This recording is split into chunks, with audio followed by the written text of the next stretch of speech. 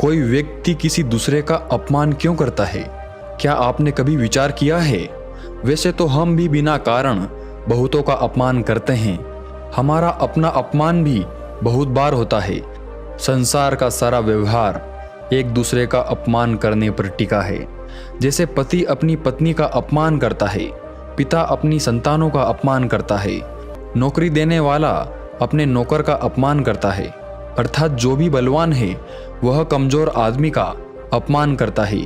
यदि हम शक्तिशाली है तो अपमान के बदले में लड़ाई करते हैं, और यदि लड़ने की शक्ति नहीं है तो हम अपमान को सह लेते हैं, स्वयं को निर्बल और असहाय मान लेते हैं। हमें छोटे होने का एहसास होता है। ऐसा प्रतीत होता है जैसे हमारी आत्मा कुचल दी गई हो, हमारे आत्मविश्वास का नाश हो गया हो। अपमान होने के कारण हमें अत्याचार सहने की आदत सी पड़ जाती है। किंतु कोई किसी का अपमान क्यों करता है? और जब व्यक्ति को अपने ऊपर विश्वास नहीं होता है तो वो शराब और जुए जैसे व्यसनों में सुख ढूंढता है, मन से रोगी बन जाता है। आखिर किसी भी मनुष्य की ऐसी दुर्गति क्यों हो जाती है? अपमान करने वाला वास्तव में क्या सिद्ध करना चाहता है? कभी आपने गहराई से विचार किया है? तो आइए समझते हैं भगवान बुद्ध की इस कहानी से। कहानी छोटी सी है लेकिन बहुत गहरी है।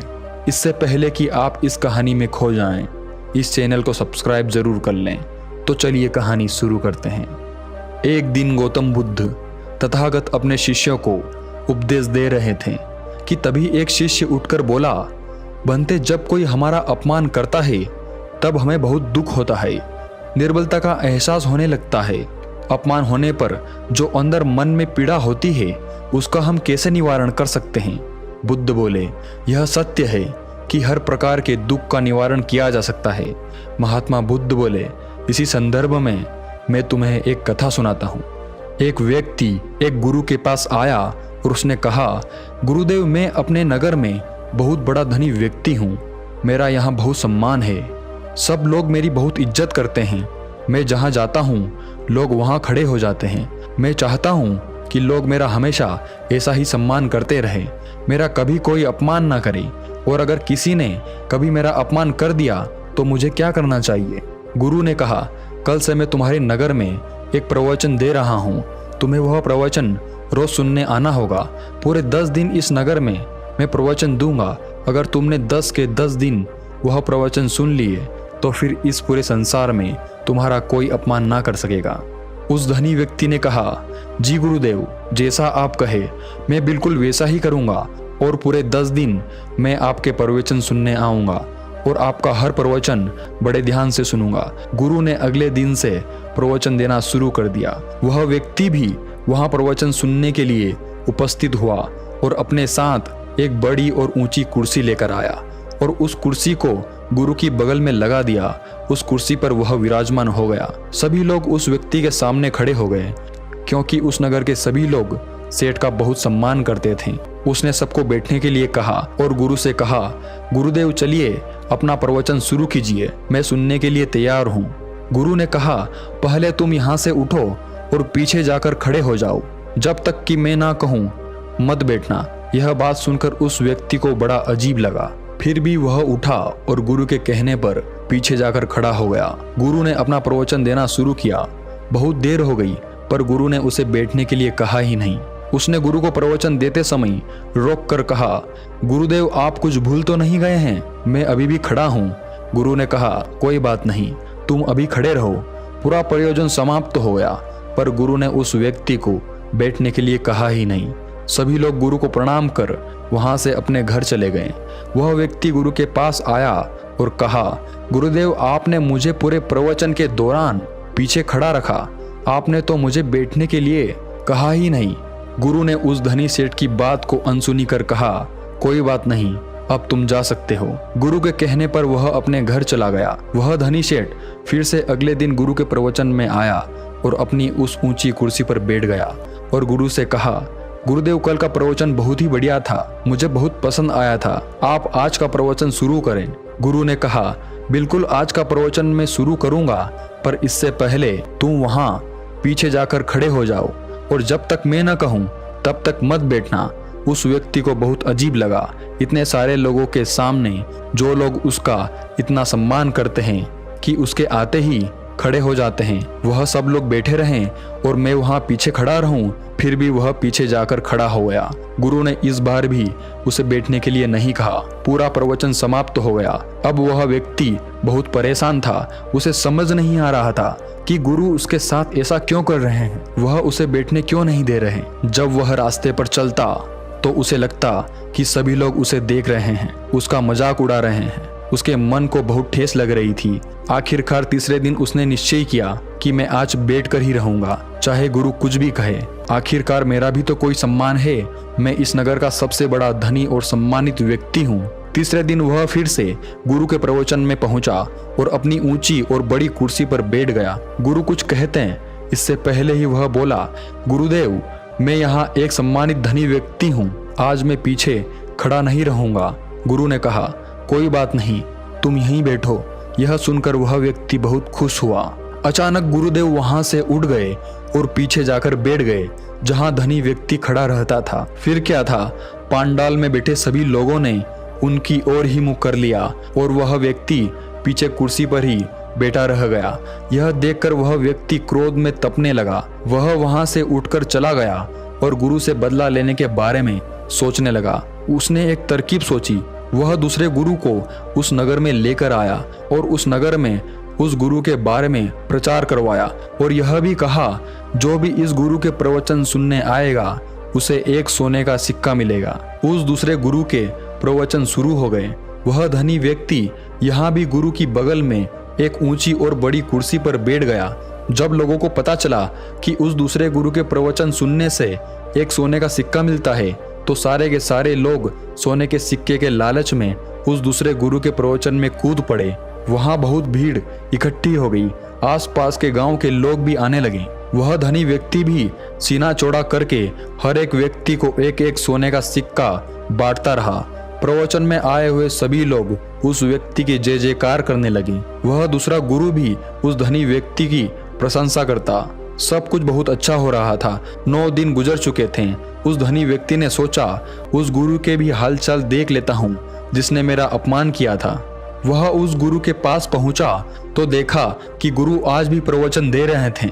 उनके सामने दूर पीछे एक व्यक्ति खड़ा था और वह केवल उस एक व्यक्ति को ही प्रवचन दे रहे थे।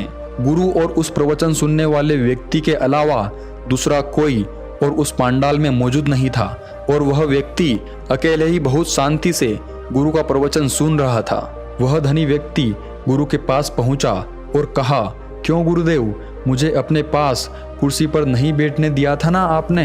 अब मैं आपसे भी बड़े गुरु के पास बैठता हूँ। सभी लोग उनके प्रवचन सुनने आ रहे हैं। सभी लोग मेरी जय जयकार कर रहे हैं। गुरु मुस्कुराए और गुरु ने कहा, अपनी जय जयकार कराओ, मुझे अपना प्रवचन पूरा करने दो। उस धनी व्यक्ति ने कहा, आप किसे प्रवचन दे रहे हैं? उस एक व्यक्ति को, और उसे भी वहां दूर खड़ा करके रखा है।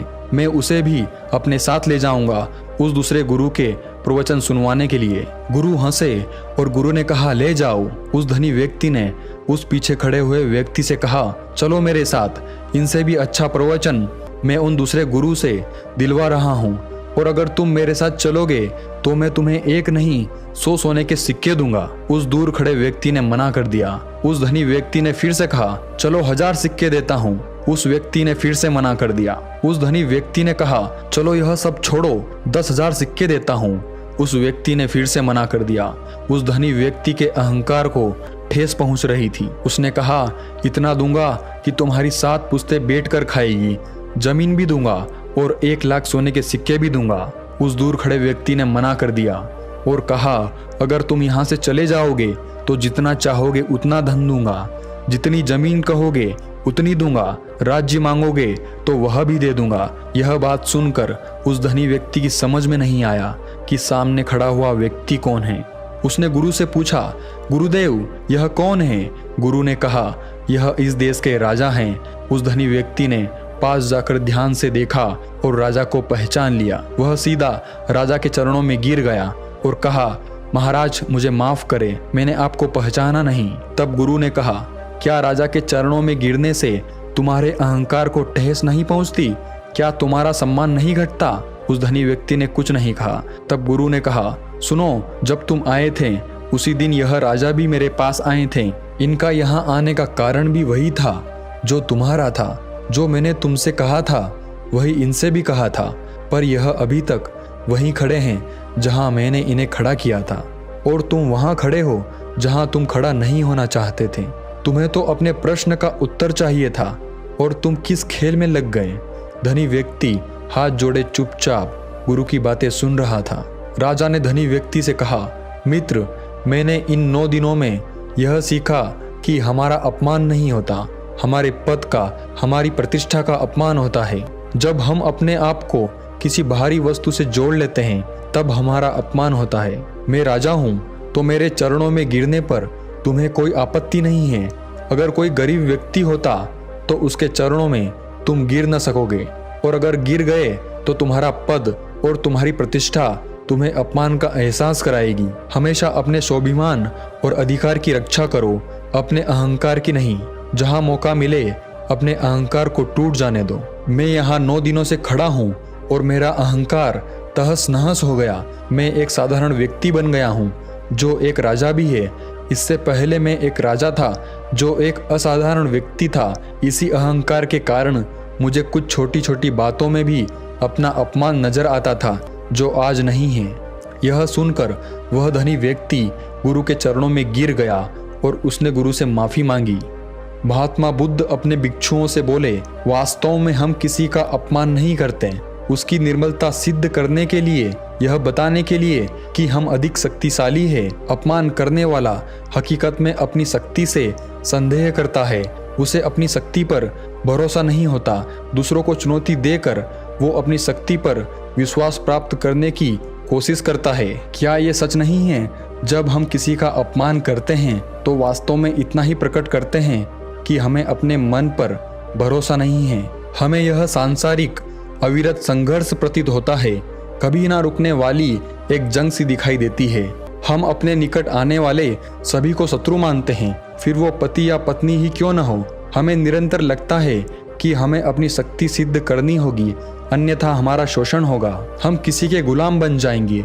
किंतु क्या हमने कभी विचार किया है कि दूसरों को प्रतिद्वंदी अर्थात दुश्मन मानने के बदले उसे अपना मित्र मान ले, हमारी सहायता करने वाले सहयोगी मान ले, अर्थात दूसरे व्यक्ति को प्रेम करें, एक दूसरे को मित्रता के भाव से देखें, तो उसका अपमान करना आवश्यक ही नहीं होगा। किंतु प्रेम करने के लिए व्यक्ति को खुद पर आत्मविश्वास होना अति आवश्यक है। जिस व्यक्ति को अपनी शक्ति पर विश्वास नहीं होता वह प्रेम कर ही नहीं सकता, अर्थात जिसका हृदय आत्मविश्वास से भरा होता है, ना वो किसी का अपमान करता है न अपमान को स्वीकार करता है। क्या यह सत्य नहीं? इस कथन पर विचार अवश्य किया जाना चाहिए। तो दोस्तों, आपको यह कहानी कैसी लगी कमेंट सेक्शन में जरूर बताएं, और अच्छी लगी हो तो इस चैनल को सब्सक्राइब करना ना भूलें। तो मिलते हैं अगली कहानी में।